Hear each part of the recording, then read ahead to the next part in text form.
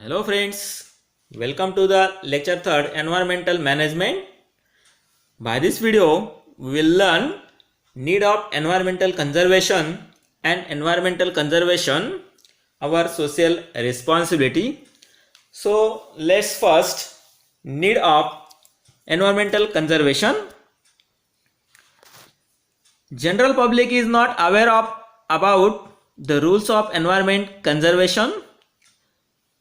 विद्यार्थी मित्रो, तुम्हा सर्वांना माहिती आहे की जनरल पब्लिक म्हणजे सर्वसामान्य जे लोक असतात त्यांना एन्व्हायरमेंटल कन्झर्वेशनचे नियम म्हणजे पर्यावरण संवर्धन या बाबतीत कोणते नियम आहेत याविषयी जास्त काही जागृती नसते, त्यांना याविषयी जास्त काही माहिती नसते.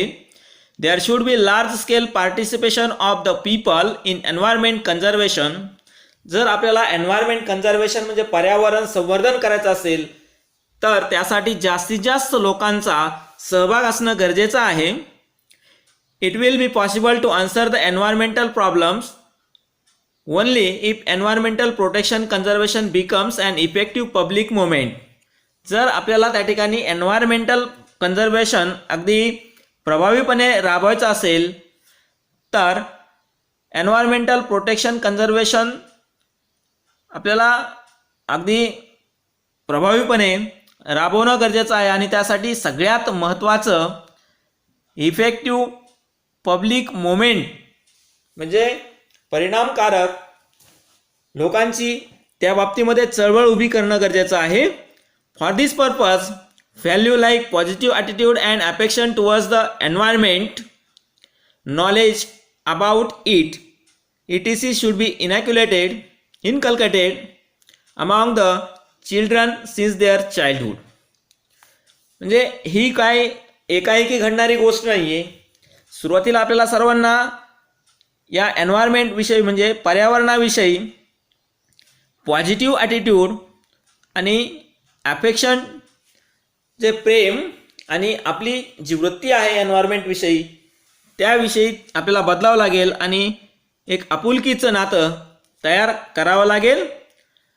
आणि हे अगदी लहानपणीच मुलांमध्ये रुजवावं लागेल तरच ह्या सगळ्या गोष्टी शक्य होणार आहेत. This will help to make the future generation more aware about environmental conservation and protection. आणि असं केलं म्हणजे एक प्रकारे अगदी लहानपणापासून लहान वयामधून निसर्गाविषयी प्रेम, वातावरणाविषयी आवड आणि त्याचं महत्त्व जर आपण पटवून दिलं तर साहजिकच एन्व्हायरमेंट कन्झर्वेशन होणार आहे आणि एन्व्हायरमेंटचं प्रोटेक्शनसुद्धा होण्यास हातभार लागणार आहे. So as to achieve this it is necessary to increase the awareness through education. आणि हे जर आपल्याला साध्य करायचं असेल तर प्रथमतः आपल्याला शिक्षणाच्या माध्यमामधून याविषयी जनजागृती करणं गरजेचं आहे आणि त्याचाच भाग म्हणून आपल्या अभ्यासक्रमामध्ये एन्व्हायरमेंटल कन्झर्वेशन हा मुद्दा प्रभावीपणे आपल्यासमोर मांडला गेलेला आहे. Today all the developing and under developed countries have accepted the responsibility of environmental protection. आज आपण पाहतो जगभरामध्ये 3 प्रकारचे राष्ट्र आपल्याला पाहायला भेटतात. कोणते 3 प्रकारचे राष्ट्र आहेत ते? पहिलं म्हणजे असे काही राष्ट्र आहेत त्यांना आपण डेव्हलप्ड प्रगतशील राष्ट्र, त्यांची प्रगती झालेली आहे, अगदी प्रगत क्षेत्रामध्ये ते मोडतात म्हणून त्यांना आपण डेव्हलप्ड कंट्री म्हणतो. दुसऱ्या प्रकारचे आहेत डेव्हलपिंग म्हणजे अद्याप त्यांची प्रगती झालेली नाही परंतु प्रगती पथावर आहेत, ते त्यांची प्रगती मार्गावर आहे, चालू आहे, असे काही राष्ट्र असतात. आणि तिसरा प्रकार जो आहे तो म्हणजे अंडर डेव्हलप्ड कंट्रीज म्हणजे अजून त्यांची प्रगती झालेली नाही किंवा ते मागासलेले देश आहेत असं आपण म्हणू शकतो. या तिन्ही देशांनी त्या ठिकाणी स्वीकारलेलं आहे, ॲक्सेप्ट केलेलं आहे. काय ॲक्सेप्ट केलेलं आहे? त्यांची रिस्पॉन्सिबिलिटी म्हणजे जबाबदारी. कशाची जबाबदारी? एन्व्हायरमेंटल प्रोटेक्शनची जबाबदारी. एन्व्हायरमेंटल प्रोटेक्शन म्हणजे काय? तर वातावरण जे आहे, पर्यावरण जे आहे त्याचं आपण सर्वांनी काय करणं गरजेचं आहे? संरक्षण करणं गरजेचं आहे, प्रोटेक्शन करणं गरजेचं आहे. Their efforts are in that direction आणि त्यांचे प्रयत्नसुद्धा अगदी त्याच पद्धतीने चालू आहेत असं आपल्याला दिसतंय. They have defined the future plan about environmental protection and have constituted the necessary laws. आणि हे साध्य करण्यासाठी म्हणजे एन्व्हायरमेंटल प्रोटेक्शन, एन्व्हायरमेंटल कन्झर्वेशन हे साध्य करण्यासाठी जे काय आवश्यक असणारे जे प्लान्स आहेत, त्याचबरोबर जे काही नियम आहेत ते नियमांची निर्मिती सुद्धा या ठिकाणी तयार केलेली आपल्याला पाहायला मिळत आहे. अ पीप इनटू द हिस्ट्री. जर आपण हिस्ट्री बघितली याची भूतकाळामध्ये जर डोकून बघितलं तर in 1972 United Nations environment programme, ज्याला आपण UNEP किंवा युनेप म्हणू त्याला, has been established in a conference arranged on human and environment in which environmental problems were discussed. ज्यामध्ये एन्व्हायरमेंटलचे प्रॉब्लेम त्या ठिकाणी चर्चा केली होती एका कॉन्फरन्समध्ये, जो कॉन्फरन्स 1972ला युनायटेड नेशन्स एन्व्हायरमेंट प्रोग्राम म्हणून स्थापन झालेला आहे. त्यामध्ये एका कॉन्फरन्समध्ये एन्व्हायरमेंटचे प्रॉब्लेम्स डिस्कस करण्यात आले आणि त्यानंतर इन इंडिया, भारतामध्ये आपल्या a separate environmental department had been established after through discussion on environmental problems. भारतामध्ये सुद्धा एक सेपरेट एन्व्हायरमेंटल डिपार्टमेंट स्थापन झालं. कधी? After through discussion on environmental problems, म्हणजे एन्व्हायरमेंटलच्या संबंधित काय काय प्रॉब्लेम आहेत, कशामुळे आहेत, त्यासाठी आपण काय करणं गरजेचं आहे, ही सगळी चर्चा झाल्यानंतर हे डिपार्टमेंट सेपरेट त्या ठिकाणी वेगळं असं स्थापन करण्यात आलं. Ministry of environment and forest is involve in planning. आणि विशेषतः याच्यामध्ये कोण काम करतं तर एक म्हणजे मिनिस्ट्री ऑफ एन्व्हायरमेंट आणि दुसरं फॉरेस्ट, एन्व्हायरमेंट अँड फॉरेस्ट म्हणजे ministry of environment and forest. ही जी खातं आहे, हे जे डिपार्टमेंट आहे, याच आवश्यक असणारी जी प्लॅनिंग आहे एन्व्हायरमेंटल कन्झर्वेशन करण्यासाठी किंवा एन्व्हायरमेंटल प्रोटेक्शन करण्यासाठी, संवर्धन करण्यासाठी काय काय प्लॅनिंग करावं लागेल, कोणकोणते कामं त्या ठिकाणी करावी लागतील, याविषयी हे काम पाहतं. Inducting and increasing awareness about environment and forest through various programme since 1985. आणि म्हणून 1985 पासून वेगवेगळे कार्यक्रम त्या ठिकाणी, वेगवेगळे प्रोग्राम हाती घेतलेले आहेत या डिपार्टमेंटनी. आणि एन्व्हायरमेंटल प्रोटेक्शन करण्यासाठी जे काय आवश्यक नियमांची निर्मिती असेल किंवा जे काय आवश्यक लोकांची जी काय रिस्पॉन्सिबिलिटी आहे, ती रिस्पॉन्सिबिलिटी लोकांच्या निदर्शनास आणून देऊन त्यांच्याकडून तशा प्रकारचं काम करण्यासाठी सतत प्रयत्नशील असते. Nowadays we are observing the environmental degradation everywhere. आज आपण पाहतो प्रत्येक क्षेत्रामधून एन्व्हायरमेंटलचं डिग्रेडेशन म्हणजे त्याची जी पत आहे ती आपल्याला खालवताना पाहायला मिळते. Complete the flow chart given besides with the help of environment. एक फ्लो चार्ट दिलेला आहे. या फ्लो चार्टच्या माध्यमातून आपण एन्व्हायरमेंटचं डिग्रेडेशन कशा प्रकारे होते या ठिकाणी ते पाहू शकतो. त्यामध्ये need of environmental conservation, need of environmental conservation म्हणजे पर्यावरणाचं संवर्धन करण्याची गरज काय आहे हे आपल्याला सांगता येईल. त्यामध्ये दोन गोष्टी त्यांनी आपल्या समोर मांडलेल्या आहेत. पहिली म्हणजे to maintain the balance in nature. आपल्याला एन्व्हायरमेंटल कन्झर्वेशन कशामुळे करायचं आहे? नेचरमध्ये बॅलन्स आणण्यासाठी, म्हणजे निसर्गाचं संतुलन आणण्यासाठी. आपल्याला निसर्गामध्ये ज्या गोष्टी आहेत त्या गोष्टींचं संवर्धन करण्यासाठी या एन्व्हायरमेंटल कन्झर्वेशनची गरज आहे असं आपण म्हणू शकतो. दुसरी गोष्ट to solve the natural and artificial problem, म्हणजे जे काय आपल्याला नॅचरल आणि आर्टिफिशियल, नॅचरल म्हणजे निसर्गनिर्मित, आर्टिफिशियल म्हणजे मानवनिर्मित, हे जे काय प्रॉब्लेम आहेत निर्माण झालेले आज आपल्याला, ते सर्व सॉल्व करण्यासाठी, त्यांची सोडवणूक करण्यासाठी आपल्याला एन्व्हायरमेंटल कन्झर्वेशनची खूप मोठ्या प्रमाणात गरज आहे असं आपण म्हणू शकतो. आणि हे जे 4 तुम्हाला ब्लँक स्पेसेस दिलेले आहेत त्या ब्लँक स्पेसेस तुम्ही त्या ठिकाणी आणखी थोडासा विचार करून तयार करू शकता. तर त्यामध्ये आपल्याला इथे एक आणखी मुद्दा ॲड करता येऊ शकतो. तो म्हणजे काय? To maintain the pollution, to maintain the pollution free air, water and land. म्हणजे आज आपण पाहतो जिकडे तिकडे हवा बघायला गेलं तर ती काय स्वच्छ हवा आपल्याला ब्रीथ करायला मिळत नाहीये. वेगवेगळ्या प्रकारचे विषारी वायू इंडस्ट्रीमधून, त्याचबरोबर वाहनं जे आहेत त्या वाहनामधून बाहेर पडताना आपल्याला जाणवतात आणि आपल्याला स्वच्छ हवा त्या ठिकाणी मिळत नाहीये. त्याचबरोबर वॉटरच्या बाबतीमध्ये सुद्धा खूप मोठं वॉटर पोल्युशन आपल्याला पाहायला मिळत आहे आणि लँड पोल्युशन सुद्धा त्याच्यामध्ये दिवसेंदिवस आपल्याला भर पडताना पाहायला मिळते.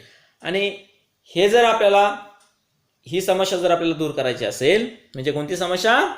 Pollution free air, water and land. म्हणजे स्वच्छ हवा जर आपल्याला पाहिजे असेल, स्वच्छ पाणी जर आपल्याला हवं असेल आणि पिकांची लागवड करण्यासाठी स्वच्छ जमीन जर आपल्याला पाहिजे असेल तर वी शुड डू फर्स्ट. प्रथम आपल्याला काय करणं गरजेचं आहे? There is a need of environmental conservation. त्या ठिकाणी आपल्याला गरज आहे पर्यावरण संवर्धनाची. त्या ठिकाणी दुसरा मुद्दा आपल्याला काय सांगता येणार आहे? To conserve the natural resources. म्हणजे जे काही नॅचरल रिसोर्सेस आहेत, मग कारण आपण जी काय आज प्रगती साधतो आहोत ती नॅचरल रिसोर्सच्या जीवावरच साधतो आहोत. माणूस हा बुद्धिमान प्राणी आहे आणि त्याने त्याच्या बुद्धीच्या जीवावर निसर्गामध्ये ज्या गोष्टी आहेत त्या गोष्टीचा वापर करून स्वतःचं जे जीवन आहे ते अधिकाधिक सुकर करण्याचा तो प्रयत्न करत आहे. आणि परंतु ह्या ज्या गोष्टी आहेत त्याला आपण नॅचरल रिसोर्सेस म्हणतो. मग त्यामध्ये पेट्रोल असू शकतं, डिझेल असू शकतं, रॉकेल असू शकतो, वेगळ्या प्रकारचे गॅस असू शकतात किंवा different type of animal, different type of plants, water, ह्या सगळ्या गोष्टींचं त्या ठिकाणी काय करणं गरजेचं आहे? कन्झर्वेशन म्हणजे संवर्धन करणं गरजेचं आहे. त्यांची पत टिकवणं गरजेचं आहे आणि तरच ते आपल्याला चांगल्या प्रकारे आणि योग्य प्रमाणे मिळणार आहेत. आणि भविष्याच्या दृष्टिकोनातून फॉर नेक्स्ट जनरेशनसाठी सुद्धा आपण त्याचा साठा त्या ठिकाणी ठेवू शकतो. त्यानंतर पुढचा मुद्दा आपण या ठिकाणी म्हणू शकतो टू प्रोटेक्ट बायोडायव्हर्सिटी. म्हणजे जी काही बायोडायव्हर्सिटी आपल्याला पाहायला भेटते, म्हणजे कशाच्या बाबतीमध्ये? बायोडायव्हर्सिटी म्हणजे प्लांट्सच्या बाबतीमध्ये आणि त्याचबरोबर ॲनिमलच्या बाबतीमध्ये जी काय बायोडायव्हर्सिटी पाहायला भेटते ती बायोडायव्हर्सिटी सुद्धा टिकणं खूप गरजेचं आहे. कारण each and every living organism is very important for the existence of us. आपलं जर अस्तित्व आपल्याला टिकवायचं असेल तर प्रत्येक जीवाचं रक्षण करणं ही आपली जबाबदारी आहे. त्यानंतर शेवटचा मुद्दा आपण आणखीन त्या ठिकाणी म्हणू शकतो किंवा ते भर घालू शकतो, म्हणजे to give quality of life to next generations. म्हणजे आपण तर क्वालिटीने जगू, निसर्गाचं संवर्धन केलं तर परंतु येणारी पिढीसुद्धा किंवा त्यांच्यासाठी सुद्धा आपण क्वालिटी लाईफ निर्माण करू शकतो किंवा ते वातावरण देऊ शकतो. यासाठी नीड ऑफ एन्व्हायरमेंटल कन्झर्वेशन गरजेचं आहे हे आपण म्हणू शकतो. त्यानंतर पुढचा मुद्दा आहे एन्व्हायरमेंटल कन्झर्वेशन आवर सोशल रिस्पॉन्सिबिलिटी. आपण आताच बघितलं की नीड ऑफ एन्व्हायरमेंटल कन्झर्वेशन म्हणजे नीड ऑफ एन्व्हायरमेंटल कन्झर्वेशन का आहे, का गरजेचं आहे एन्व्हायरमेंटल कन्झर्वेशन? सगळ्यात महत्त्वाचं म्हणजे आपलं अस्तित्व टिकण्यासाठी आणि येणाऱ्या पिढीला आवश्यक त्या गोष्टी मिळण्यासाठी एन्व्हायरमेंट कन्झर्वेशन आवश्यक आहे. इथपर्यंत आपण आलोत, पण एन्व्हायरमेंटल कन्झर्वेशन करणं गरजेचं आहे तर आपण याची माहिती घेतली. परंतु what is our responsibility, what is social responsibility, ही महत्त्वाचा जो मुद्दा आहे त्याविषयी सुद्धा आपल्याला त्या ठिकाणी जाणीव किंवा जागृती होणं गरजेचं आहे. Since existence of human there is inter relationship between human and environment. म्हणजे जेव्हापासून माणसाचं अस्तित्व आहे, जेव्हापासून या पृथ्वीतलावर माणसाचं अस्तित्व निर्माण झालं तेव्हापासून त्याच्यामध्ये आणि एन्व्हायरमेंटमध्ये काय आहे? इंटर रिलेशनशिप आहे. कारण एन्व्हायरमेंट शिवाय माणूस जगूच शकत नाही. त्याला जगण्यासाठी आवश्यक असणाऱ्या सर्व गोष्टींची पूर्तता एन्व्हायरमेंटच देतं. म्हणून ती आंतरक्रिया सतत चालू आहे याची आपल्याला पूर्णतः जाणीव आहे. Human stepped on the earth long after formation of earth. पृथ्वीच्या निर्मितीनंतर कित्येक वर्षानंतर माणसाची निर्मिती झालेली आहे. On the earth, human beings proved its superiority as compared to their animals, to other animals, with the help of characters like intelligence, memory, imaginary ability. तर जसं की आपणा सर्वांना माहिती आहे, ह्युमन मध्ये त्याने त्याची सुपेरिटी दाखवून दिलेली आहे. सुपेरिटी म्हणजे काय? त्याची बुद्धिमत्ता, त्याचं चातुर्य किंवा हुशारी त्या ठिकाणी दाखवून दिलेली आहे. कुणाच्या तुलनेमध्ये? अदर ॲनिमलच्या तुलनेमध्ये. कारण आपण या पृथ्वीतलावर सगळ्यात हुशार प्राणी कोणता असं म्हणलो तर साहजिकच ह्युमन्स असं आपण म्हणू शकतो. कारण का? इतर प्राण्यांच्या तुलनेमध्ये त्याच्यामध्ये काय वेगळं आहे हे जर आपल्याला सांगायचं झालं तर त्याच्यामध्ये इतर प्राण्यांच्या तुलनेमध्ये इंटेलिजन्स, बुद्धिमत्ता जास्त आहे, मेमरी आहे त्याच्याकडं, म्हणजे स्मृती आहेत, त्यानंतर इमॅजिनरी ॲबिलिटी आहे. इमॅजिनरी म्हणजे काय? काल्पनिक क्षमता किंवा आपण कल्पनाशक्ती असं म्हणतो. ह्या सगळ्या गोष्टी इतर प्राण्यांच्या तुलनेमध्ये आपल्याजवळ म्हणजे ह्युमनजवळ जास्त प्रमाणात आहेत असं आपण म्हणू शकतो.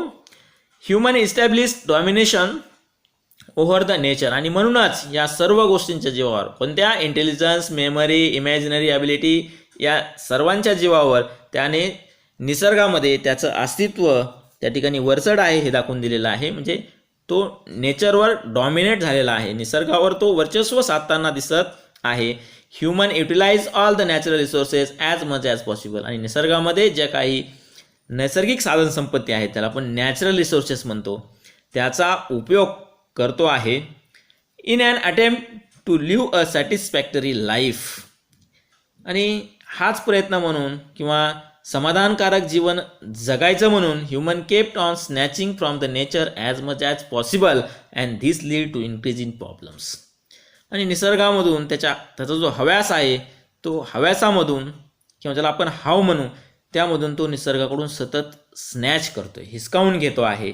शक्य जेवढं होईल तेवढं हिसकावून घेण्याचा प्रयत्न करतोय आणि त्याचाच परिणाम म्हणून it lead to the increase in problems. आणि आज निसर्गामध्ये जे काही वेगळे प्रॉब्लेम आपल्याला पाहायला भेटतात तो त्याचाच एक परिणामाचा भाग पाहायला भेटतात. आता तुम्ही म्हणताल की कोणते प्रॉब्लेम पाहायला भेटतात?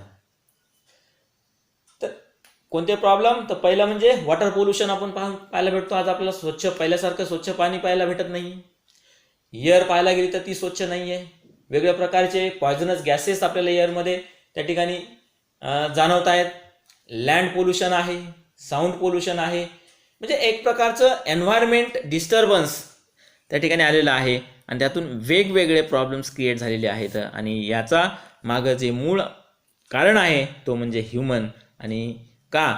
तर तो वेळोवेळी काय करतोय? सतत निसर्गाकडून त्याला आवश्यक असणाऱ्या गोष्टी गरजेपेक्षा जास्त घेत आलेला आहे. From this entire scenario we can understand that human has a crucial role in maintaining the environmental balance. आणि मग एक गोष्ट आपल्याला यातून लक्षात येते की माणसामुळेच किंवा ह्युमनमुळेच हे डिस्टर्बन्स आलेलं आहे. तर हे डिस्टर्बन्स कमी करण्यासाठी, वातावरण संतुलित करण्यासाठी त्याचाच रोल, त्याचीच भूमिका म्हणजे माणसाची भूमिका कशी आहे? क्रुशियल आहे, अतिशय महत्त्वाची आहे. If human has disturb the environmental balance then human itself only can conserve and improve the quality of nature. म्हणजे ह्युमन म्हणजे मानवाने जर वातावरण डिस्टर्ब केलं असेल, पण पर्यावरणामध्ये डिस्टर्बन्स आणले असतील तर तोच त्या ठिकाणी काय करू शकतो? स्वतः तो कन्झर्वही करू शकतो, म्हणजे त्याचं संवर्धनही करू शकतो आणि त्याची क्वालिटी पण काय करू शकतो? सुधारू शकतो. Many times general public is unknown that its activity are harmful to environment and thereby unknowingly many activities happen. आणि कधी कधी काय होतं, बऱ्याच वेळेस त्या ठिकाणी तो जो करत असलेल्या ॲक्टिव्हिटी आहेत, कार्य आहेत, त्या कार्यामधून त्या ठिकाणी पर्यावरणाची हानी होते हेच त्याच्या लक्षात येत नाही. आणि त्यामुळंच त्याच्या अज्ञानापणामुळे एकंदरीत आपण म्हणू, आणि अज्ञानापणामुळे आणि हव्यासामुळे वातावरणाची पत जी आहे, वातावरणाचं डिग्रेडेशन जे आहे ते होताना आपल्याला पाहायला भेटतंय असं या ठिकाणी आपण म्हणू शकतो.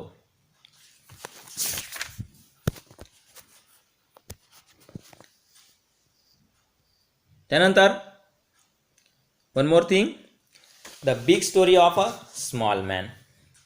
बघा, उत्तम एक गोष्ट आहे, स्टोरी आहे, गोष्ट म्हणण्यापेक्षा that is a real story,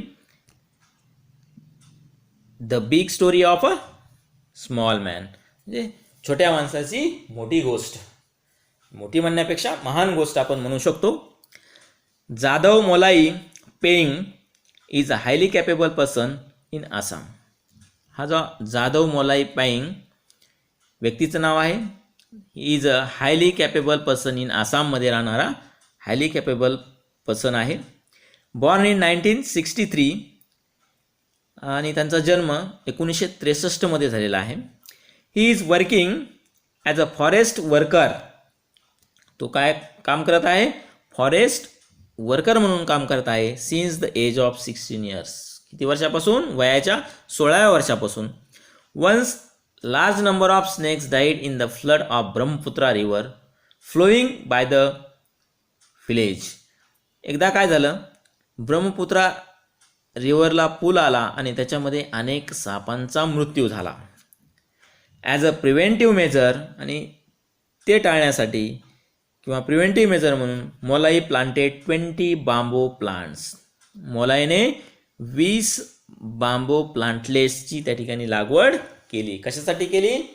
हे स्नेक्स जे मेलेले आहेत पुरामुळं, नदीला पूर येऊन, ब्रह्मपुत्रा नदीला पूर येऊन जे मेलेले आहेत, भविष्यात तशा प्रकारची हानी होऊ नये म्हणून एक प्रिव्हेंटिव्ह मेजर म्हणून पहिल्यांदा मोलाईने 20 बांबू प्लांटलेट्सची लागवड केली.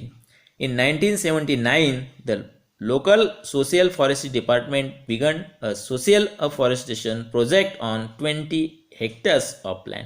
आणि त्यानंतर 1979ला जे स्थानिक सोशियल फॉरेस्ट डिपार्टमेंट आहे त्यांनी त्या ठिकाणी जंगलाची लागवडीचा प्रोजेक्ट, त्या ठिकाणी प्रकल्प हाती घेतला आणि जवळजवळ 200 हेक्टर जमीन त्या ठिकाणी या बांबू प्लांटची लागवड केली. Molai was one of the few forest worker who were looking after that project. आणि अनेक लोक जे त्या प्रोजेक्टमधले जे झाडं होते त्यांची काळजी घेत होते, त्यापैकीच मोलाई हा एक वर्कर होता. Molai continue to plant the trees even after completion of the project. आणि हा प्रोजेक्ट त्या ठिकाणी कंप्लीट झाल्यानंतरही या व्यक्तीने मोलाई या व्यक्तीने त्याचं काम थांबवलेलं नाही. त्याने झाडांची जी लागवड आहे ती चालूच ठेवली. Molai continue to plant the trees even after completion of the project and as a result of his continuous work of planting and caring of the trees the barren area witness the forest cover over the 1360 acres. म्हणजे पहा, project हा 200 हेक्टरचा होता, परंतु हे काम संपल्यानंतर त्याने जे त्याचं काम होतं प्लांटलेस लागवडीचं ते थांबवलं नाही, तर ते चालूच ठेवलं. आणि त्याचा परिणाम म्हणून आज जो बॅरन एरिया त्या ठिकाणचा जो आहे, ज्याला आपण नापीक जमिनीचा एरिया आहे, तो म्हणजे किती 1360 एकर्सचा, तो पूर्णतः त्या जंगलाने भरलेला पाहायला भेटतो. आणि हा कशाचा परिणाम आहे? तर या व्यक्तीचा परिणाम म्हणून his continuous work of planting and caring. म्हणजे त्याने नुसतं प्लांटिंग केलं नाही, तर त्या झाडांची काळजीसुद्धा घेतलेली आपल्याला पाहायला मिळते. Today the jungle in Kokilamukh of Jorhat district of Assam is result the hard work of 30 years. आणि हे जे जंगल आहे कुठं? Kokilamukh Jorhat district in Assam. कशाचा परिणाम आहे? तो हार्ड वर्क ऑफ 30 इयर्स, 30 वर्षाच्या अथक परिश्रमाचा परिणाम त्या ठिकाणी पाहायला भेटतो. आणि कुणाच्या? या मोलाई या व्यक्तीच्या. He has been awarded with the prestigious Padmashri award by government of India for this unparallel work. हे काम कुणीही करू शकत नाही आणि ते काम या मोलाई या व्यक्तीने केलेलं आहे. आणि त्याचा बहुमान म्हणून अतिशय महत्त्वाचा पद्मश्री पुरस्कार कुणी दिला त्यांना? गव्हर्नमेंट ऑफ इंडिया, भारत सरकारने दिला. नाव it is well known as Molai jungle. आणि आज आपल्याला त्या जंगलचं नाव लोक कुणाच्या नावाने ओळखतात? या मोलाईच्या नावाने ओळखतात. आणि त्या जंगलाला मोलाई जंगल असं म्हटलेलं आहे. Many people come together to destroy the forest but a single person if determined can establish a new forest. म्हणजे या ठिकाणी एखादं जंगल नष्ट करण्यासाठी अनेक लोकांना एकत्रित यावं लागतं, तेव्हा ते जंगल नष्ट होऊ शकतं. परंतु जर मनावर घेतलं, जर त्याची इच्छाशक्ती असेल, तर एक अ single person can establish a new forest, एक नवीन फॉरेस्टची निर्मिती करू शकतो. याचं एक उत्तम उदाहरण आपल्याला या मोलाई जंगलामधून आणि या व्यक्तीच्या कार्यामधून, ज्यांचं नाव आहे जाधव मोलाई पायेंग, दिसून येतं. आणि त्यामुळं खरंच या व्यक्तीचं त्या ठिकाणी कामाचं आपण कौतुक करायला पाहिजे आणि त्यामधून आपण एक प्रकारची प्रेरणासुद्धा घेणं गरजेचं आहे. तर विद्यार्थी मित्र, इथं आपण थांबूयात आणि पुढील लेक्चरमध्ये पाहूयात. धन्यवाद.